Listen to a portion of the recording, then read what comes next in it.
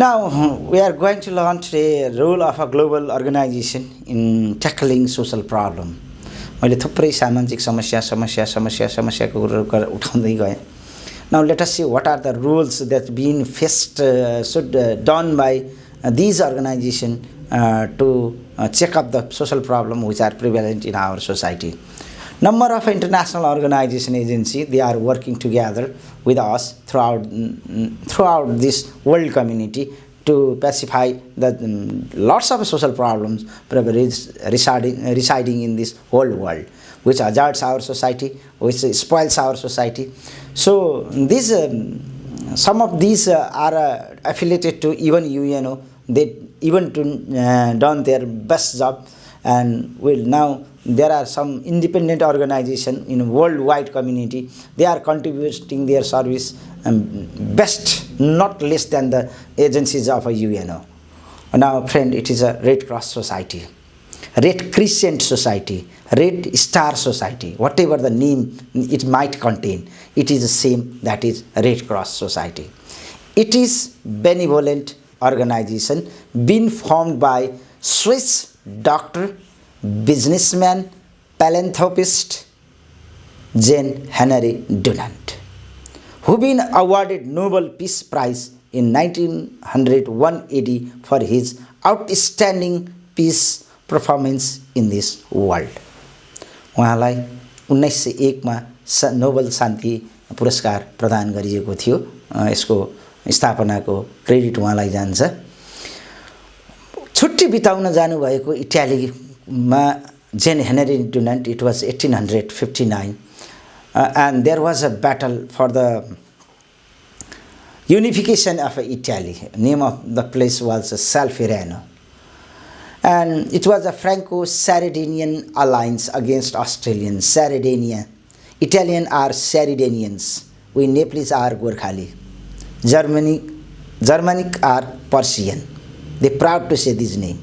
Okay, the unification of Nepal started from Gorkha, as the unification of Italy started from Sardinia. It was a waging war against Franco, means French authority. Okay, and it was an alliance there. Franco and Sardinian alliance was there against Austrian, I mean Austro-Hungarian empire.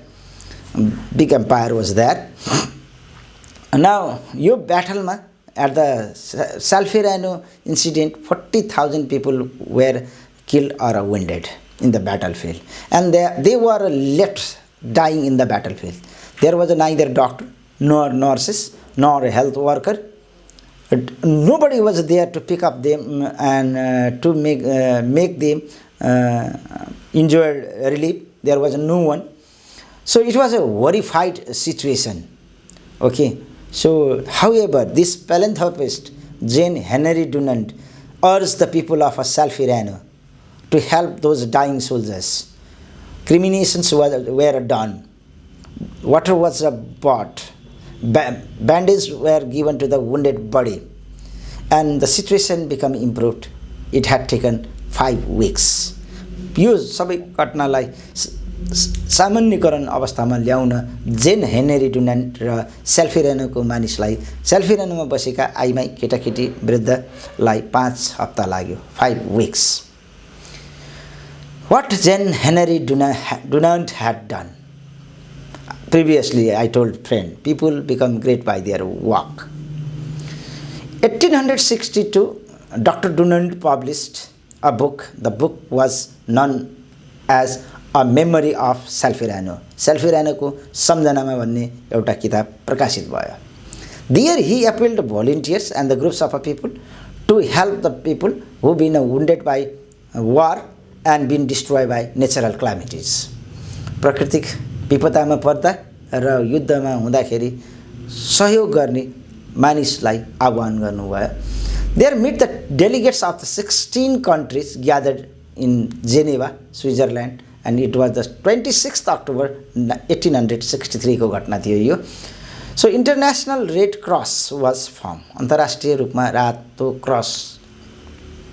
cross is the signify of Jesus Christ, where he was crucified. Okay, that is, and red cross why red why not white हैन यो question पनि तपाईले दिन सक्नुहुन्छ friend red cross flag is just opposite of Swiss flag रातो क्रस भएको ठाउँमा तपाई रातो ग्राउन्ड देख्नु होला अनि रातो क्रस भएको ठाउँमा सेतो क्रस देख्नु होला है त that is the flag of Switzerland त्यो चाहिँ स्विजरल्यान्डको फ्ल्याग हो so it give the respect to Jean Henry Dunant the flag was made like that so there at a present agreement so that wounded soldier will not attack neither red cross volunteer will attack nor the civilians will be attacked this is known as a Geneva convention मैले भनेको यो तीनवटा चीज नै जेनेभा महासन्धि हो युद्ध भएको बेलामा घाइते सैनिकमाथि आक्रमण गरिने छैन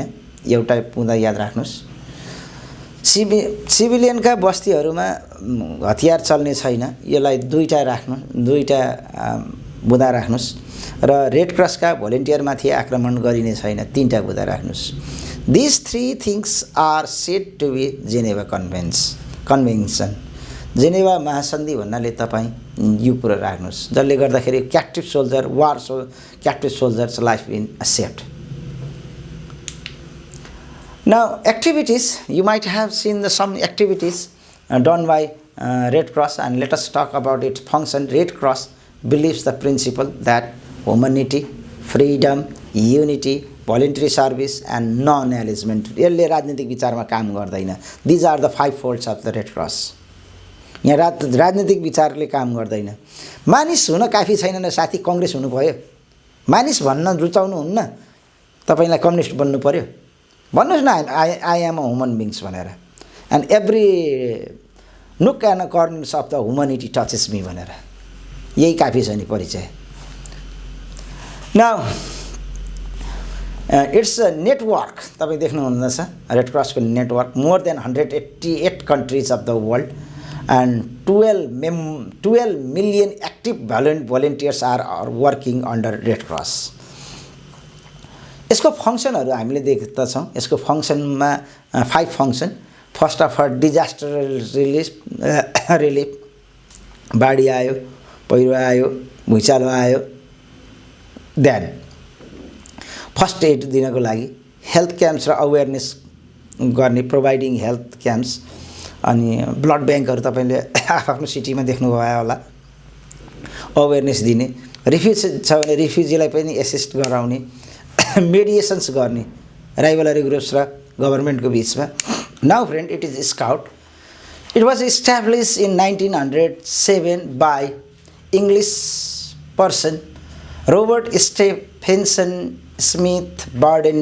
Powell मैले नामलाई लम्बाउँदै छु Lieutenant General Robert Stephenson Smith Baden Powell अझै लम्बाउँदै छु Lord Lieutenant General Robert Stephenson Smith Baden Powell उहाँको पूरा नाम है नाम सुन्दाखेरि पनि तपाईलाई अचम्म लाग्यो होला मैले पदवी थप्दै गए र इट कन्सिस्ट यो संसारको सबैभन्दा biggest volunteer organization in the world in the biggest range of the world in 192 countries with more than 65 million volunteer 65 million भन्दा बढी भोलन्टियर 192 वटा देशमा भएको अर्गनाइजेसनको नाम हो स्काउट पावेल्स पावर के थियो त शक्ति उहाँसँग त्यस्तो लुकेको हिडन पावर के थियो उहाँ एउटा सिम्पल आर्मी म्यान हुनुहुन्थ्यो केही गर्नु परेन उहाँको ड्युटी थियो सेक्युरिटी अफिसरको के ड्युटी हुन्छ र डिफेन्डिङको काम दिएको थियो name of the country was South Africa थियो and name of a city was Mafeking अनि डिस्पाइट इल हेल्थ हंगर है त्यतिखेर डच सेटलर इन साउथ अफ्रिकामा डचहरु थियो उहाँ इंग्लिश हुनुहुन्थ्यो र त्यो डचहरुबाट सेफ गराउनु पर्ने थियो not only his people his army सबैलाई see the help he had to sort help to England and think it is 1000 kilometre away from South Africa to England महिनौं लाग्दथ्यो हेल्प आउनको लागि it was the time of war अनि उहाँले के गर्नुभयो त whatever he knew he taught that to the local people उहाँले त्यहाँको स्थानीय मानिसलाई आफूले जानेको कुरा सिकाउनु भयो उहाँ एउटा ट्रेन्ड सोल्जर हुनुहुन्थ्यो उहाँले तिनीहरूलाई पनि ट्रेन गर्नुभयो हो he trained the local warrior, local people, and taught them how to carry first aid, taught them how to keep a guard in sensitive place, taught them how to share the information from one person to another person. हैन उहाँसँग जे कुरा थियो जे जान्नु भएको थियो उहाँले त्यही सिकाउनु भयो जब उहाँ फर्केर आउनुभयो नि इङ्ल्यान्ड वार त समाप्त भयो अनि देश त फर्केर आउनुपर्छ when he returned back to England he was astonished the looking situation त्यहाँ जानुभन्दा अगाडि पनि त्यस्तै थियो है हेर्नुहोस् है साथी जब उहाँ साउथ अफ्रिकाबाट फर्केर आउनुभयो नि यहाँ केही चेन्ज भएको छैन तर उहाँले देख्नुभयो दृष्टि पुग्यो के अगाडि चाहिँ दृष्टि पुगेको थिएन the vision was not there अब यो पल्ट चाहिँ के भयो त भिजन पुग्यो हेर्नुहोस् है whatever he had seen that all the British youngsters they became jobless, senseless and aimless. And he wanted to make them a leader, build up responsibility. It was a challengeable job. उहाँले असल मान्छेलाई त्यो सिकाउन खोज्नु भयो होइन नि त the youth who were abuse of alcohol त्यसलाई चाहिँ उहाँले सिकाउनु भएको हो त्यसमा चाहिँ उहाँले यो कुरो ल्याउन चाहनुहुन्थ्यो अब त्यसले कसरी नेतृत्व गर्न सक्ला त त्यो जाँड खाएर हिँड्ने आफूमा पनि सेन्स नहुने समाजको पनि सेन्स नहुने देशको पनि सेन्स नहुनेलाई how to develop this sort of things it was so okay there's late but start he had started 20 boys camp in different classes in London to form scout and gradually some girls were also involved in scout activities and he published book Scouting for Boys in 1908 and later he combined scouting and boys and girls in 1910 and however these some countries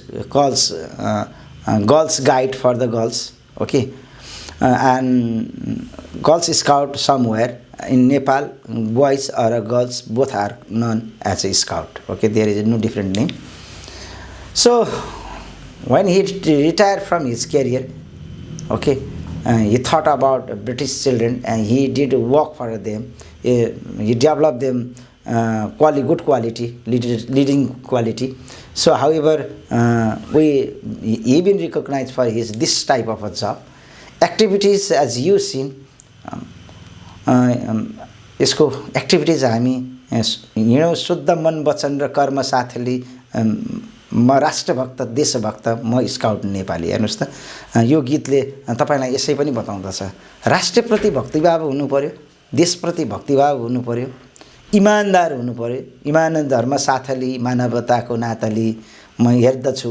विश्वलाई समान मैत्री दृष्टिले विश्वलाई हेर्ने मैत्रीपूर्ण दृष्टि तपाईमा हुनु पर्यो that your vision should be friendly towards all people irrespective of their caste language color of skin birth political ideology or whatsoever other are be always cheerful be always disciplined notable for the functions they are recognized as so to train and develop leadership in the youths to control crowds whenever there are you might have seen when there is a natural calamities or a war they act as a volunteer there surviving giving distributing water generally in a Pashupatinath temple when there is a crowd or somewhere when there is a crowd okay and they do treat plantation and they environment cleaning programs and they conduct awareness program in various place save our soul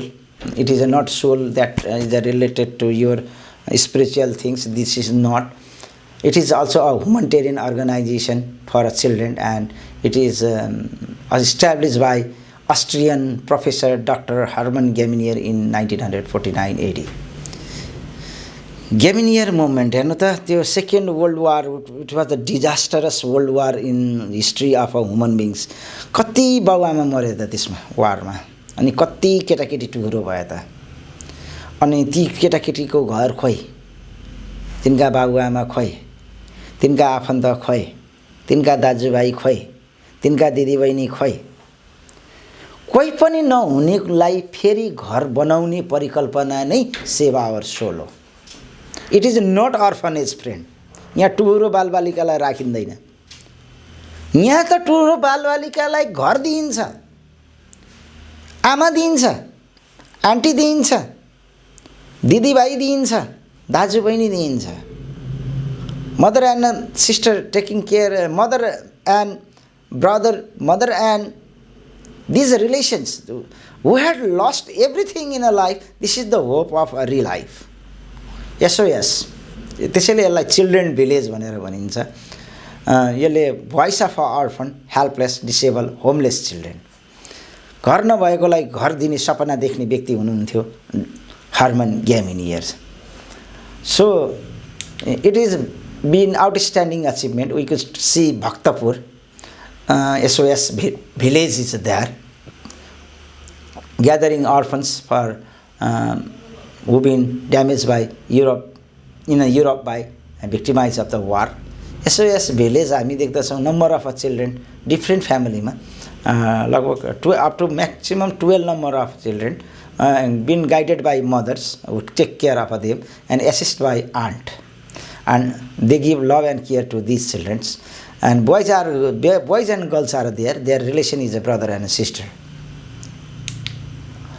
So SOS program based on a loving home for children, and 33 SOS global communities are there in Nepal, and 100 NGOs are working globally today with it.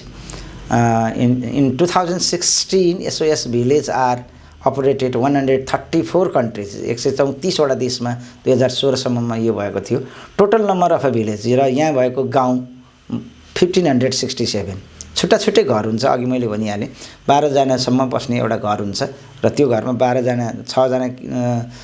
जना केटाकेटी, एउटा आमा र एउटा काकी aunty हुन्छ, जसले चाहिँ यिनीहरूको टेक केयर गर्दछ। Iraq has become a new destination after Iraqi war. The village donated by the people. Austrian विद्यार्थी खाजा खाने पैसा, अस्ट्रियाको स्कुल, Austrian मान्छे, see, there are more than 6 lakhs people who donate this SOS to operate it. र the chief of functions of SOS यसले के गर्छ? खाना दिन्छ, बस्न दिन्छ, लाउन दिन्छ, शिक्षा दिन्छ, हेर्छ, भरण पोषण गर्दछ फर दोज निडी चिल्ड्रेन। अनि यसले चिल्ड्रेनहरूलाई एड्रेस गर्दछ। It protect the interest of the children also. अनि यसको आफ्नै स्कुल छ, 12 क्लाससम्मको स्कुल हामी देख्दछौँ र देयर अरूलाई पनि पढ्दछन्। It is not compulsion that the person who lives in SOS village should learn in SOS school, त्यो हुँदैन। कतिपय ठाउँमा त्यहाँ उसले अनइजी पनि फिल गर्न सकेका हुन्छ। In that circumstances that children are send to the other school. त्यस्तो बेलामा अन्य स्कुलमा पनि पठाउनु पर्ने हुनसक्छ if the children feel uneasy to learn that. अनि सेल्फ सपोर्टिङ हुन्छ। And one day they have to leave SOS village when they become able, because the another unable is waiting to enter that. उसले जब आफू able हुन्छ अनि SOS village छोड्नुपर्ने हुन्छ र उसले SOS भिलेजलाई छोड्दछ। छोडिसकेपछि let other unable to enter inside